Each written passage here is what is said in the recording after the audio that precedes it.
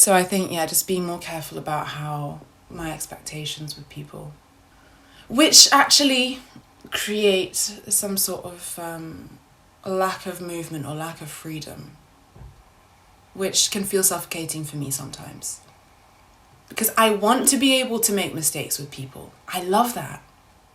And I love when people make mistakes with me, because then we can have a conversation about it, or we can move past it and it deepens the connection.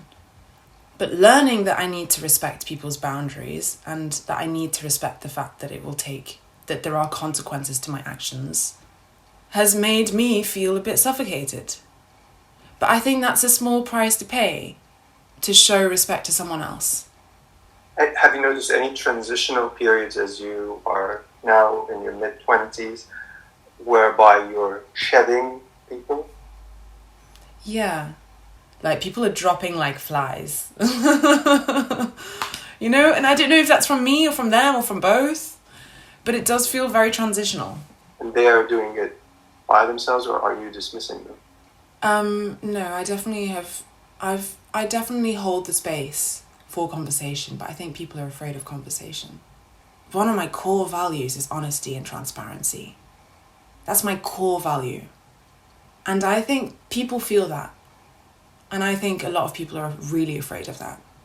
I've had a couple of situations where people have just slipped out and thought they can slip out without a conversation, which I think is one of the most disrespectful and one of the most hurtful things to do, not only for me as an individual, but for humanity.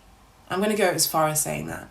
Why? Because at a time where we're talking about wanting to care for each other and create community and all of that, we're also using setting boundaries and removing toxic people from our lives as an excuse to sometimes completely slip out of a situation without the closure that it deserves.